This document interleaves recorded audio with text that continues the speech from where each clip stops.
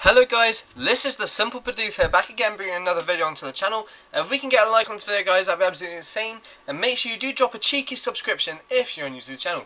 And today's video guys is going to be an Pokemon OU tiered team builder around our main Pokemon, which is going to be Hoopa Unbound. We have got some awesome Pokemon in the lineup, so make sure you stick around until the end. Just check out all the EV spreads, movesets, IVs and natures. So we actually have the Pokemon Hoopa Unbound, like I did at the start, which is a psychic dark type, and has access to one ability, which is ability Magician.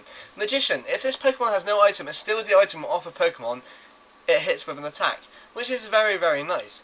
But we've actually decided to run the Life Orb on Hoopa Unbound, so holds attacks do 1.3 times damage, but sadly you do lose 1/10 of your max HP. Now, Magician comes in handy if you switch in onto a knockoff and then further hit the opponent's Pokemon. For example, has like Choice Scarf or whatever, and then you actually gain that item. So that means we could be having like potentially any item Hoopa, depending what item we take from the opponent. Now, we've gone, well, as you know, as a Psychic Dark type, like I did at the start, you want to run some stab moves, so Hyperspace Fury, 100 base power, plus stab, that's 1.5, so that'd be 150, plus 1.3, I'm not sure what that is to be honest. But Hoopa Unbound, basically, what Hyperspace Fury does, it lowers your defense by 1, but basically breaks all Protect. So it breaks through Protect, Spiky Shield, Quick Guard, and stuff like that. Next is Zen Headbutt, is also stab, plus it's actually a physical Hoopa Unbound. So we're actually running physical moves, and yeah, so 80 base power plus stab, that would be 80 plus 40, so that would be 120, plus the Life Orb, so it does deal a decent amount of damage. 90% accuracy, 20% chance of flinch, which is always very nice. Now I actually run Ice Punch, 75 base power, 10% chance to freeze a target, 100% accuracy. I have came up against quite a few Celebes, really, and like Latios and Latias, so Ice Punch is always handy to run on Hoopa. And we're actually running Fire Punch with 10% chance of burn, another physical attack just to hit Pokemon like Scizor and Ferrothorn. Now our EV spread has actually gone 248 EVs into HP, 252 EVs into attack, 8 EVs into special defense, even though we could possibly put that into speed, but I think we're going to keep it the same. And then Adamant Nature, which is plus attack minus special attack, just to make it as physically attacking as possible. Next guys, well, Hoopa Unbound, I believe, is 4 times a week to Fairy and Bug. I believe so. Now, Scizor actually resists all of that, and basically that only leaves us with a 4 times fire weakness, and then we have a, I believe it's a 4 times or 2 times resistance and an actual immunity. So it always comes in handy. So Scizor, I'm actually running the item and Life Orb again, even though he was going to run Choice Band, but I decided we did need a defogger in the team. Now, Life Orb, you guys know what it does. Technician, this Pokemon's move of 60 base power or less have 1.5 times power including struggle, which is always handy. It does get access to 2 abilities, but they're not really that, not really that suitable for competitive use. Now, instead of going for Bug Bite, we decided to go with U-Turn just for Switch Initiative, but that is the main reason why I chose it over Bug Bite. Even though Bug Bite would get the Technician boost, I decided to go with U-Turn. Now Bullet Punch is the main thing for Technician boost because it's under 60 base power and it is stab, and the Life Orb, so it deals an absolute ton of damage. And U-Turn is also stab, as you can see there. Now we're actually running Knockoff just for switching predictions or to get off pesky items like leftovers or black studs or whatever. And then Defog actually removes hazards including spikes and stealth rocks. Now our EV spread is actually again 248 EVs into HP, 252 EVs into attack, but this time I'm actually going to put the 8 we got there into physical defense, and then another Adamant Nature, which is plus attack minus special attack. Now our resistance or whatever it's called, I can't remember, it's 2 times or 4 times, but it's actually Vaporeon. We could have gone with a Pokemon like Lantern, which actually gets Volt Absorb, and that would have came in handy, yeah, I'm apologising guys already because I'm actually mumbling again and I'm not sure why. I think it's because I speak really fast, but I'll try and slow down from now on. We actually gave Vaporeon leftovers, so at the end of every single turn, the holder restores 1/16 of its max HP, which is always handy for some HP recovery. And we've actually used Water Absorb on our Vaporeon, so this Pokemon heals 1/4 of its max HP when hit by water moves. So that means we do have a water immunity, and Heatran is actually weak to water, so that helps us cover one of Heatran's weaknesses. and it also gets hydration, but we actually decided to go with Water Absorb because it was more suitable for the team. Now, we are using this Vaporeon as a specially defensive wall and a Wish Passer. So Wish, next turn 50% of the user's max HP is restored, and that is including if you switch into a different Pokemon. So for example, Hoopa Unbound was in the red, Vaporeon was in the green, it used Wish, we switched into Hoopa Unbound next turn, the opponent switches out, Hoopa Unbound will actually get an extra 50% of its HP back onto itself, which is very handy for HP recovery across the whole team. Now, next move we're actually running Stab because it's a full water type, as you can see here. Scald, Stab, special attack and move, 80 base power plus Stab, so that'll be 120 again, 30% chance to burn the target. Always handy to run a burn move, just so you can try and whittle down his physical attackers and residual damage. Now, Ice Beam, 90 base power, 10% chance to freeze the target. A good against Pokemon which Vaporeon is weak to, like grass types, and Heatran also does cover those grass types as well, which is handy.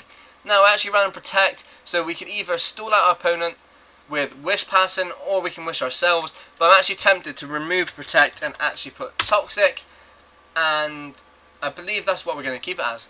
Now, our EV spread is actually 248 EVs into HP, 252 EVs into special defense, 8 EVs in special attack, and a calm nature which is plus special defense minus attack, because this is our special defensive wall. Now, onto our defensive wall. Heatran, leftovers again, I believe, yep, did we run leftovers? Yeah, leftovers again, so at the end of every turn restore 116 with max HP again. Flash Fire, this Pokemon's fire attacks do 1.5 times damage if hit by one fire move. So for example, we do have a fire immunity and it helps us boost our fire attacks by 1.5 as well, plus Stab, that'll be insanely amount of power with no special attack investment. And we are actually using Heatran as our stealth rocker too, so it hurts foes on switching depending on their rock weakness.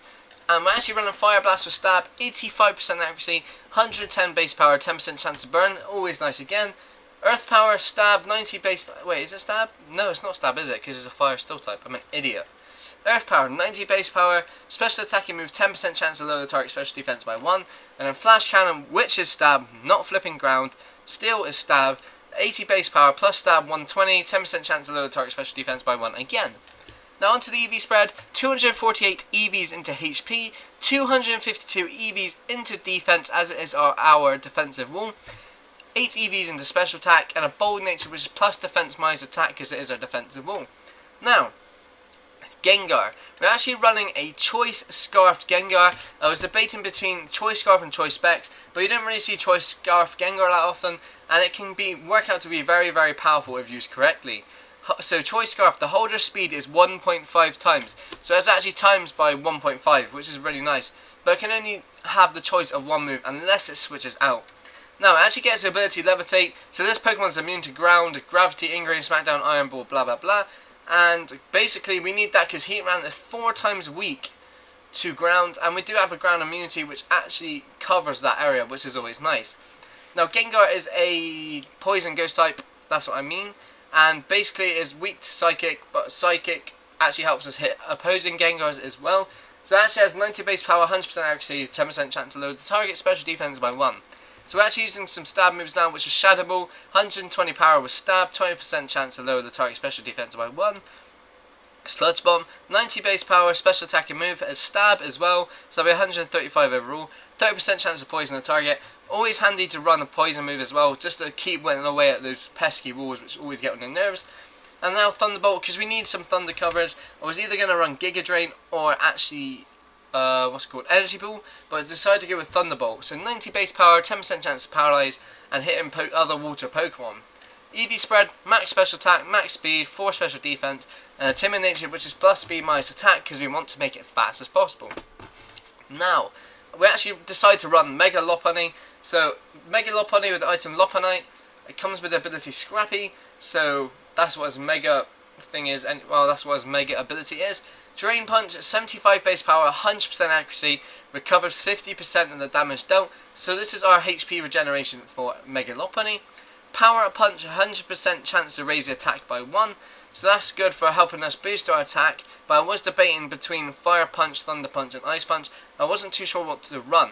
If you guys have any recommendations, please make sure you do leave them down in the comment section down below. It would be massively appreciated. Now, even though it's BOU tiered, Fake Out is always good just to start, just to get a little bit of damage off on your opponent. Hits first turn only, 100% chance to flinch. So it's always good to get the flinch. For example, if they are burnt and you switch them in Lopunny, Fake Out, they can't attack you and you still take the residual damage from the burn and the Fake Out damage. Because it's a normal fighting type when Mega Evolved, the Drain Punch, Power Up Punch, Stab, Fake Out will be Stab, and then Return as well. Max 102 Power Up, Maximum Happiness, plus Stab, plus Power Up Punch Boost is so powerful. 252 EVs into attack, max speed, 4 special defense, and then a Jolly Nature which is plus speed minus special attack, just to make it as physically attacking as possible. So yeah, quick overview of the team again. Hoopa Unbound, Scizor, Vaporeon, Heatran, Gengar, and Mega Lopunny. And also guys, if you have any recommendations, please make sure you do leave them down in the comment section down below. They will be massively appreciated and read over. Also guys, I will actually be doing some battles with these, or showdown sessions as they're called, and I will be uploading them onto the channel as well. So don't forget to hit that subscribe button if you'd like to stay in contact with those. So yeah guys, leave a like if you have enjoyed, drop a subscription if you are new, and I shall see you guys in the next video.